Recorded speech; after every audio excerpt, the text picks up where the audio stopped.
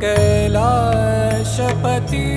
शिव शंकर, तुम हो भोले दया के सागर। तुम कैलाशपति शिव शंकर, तुम हो भोले दया के सागर। दूर करो सब दुख हमारे, दूर करो सब दुख हमारे।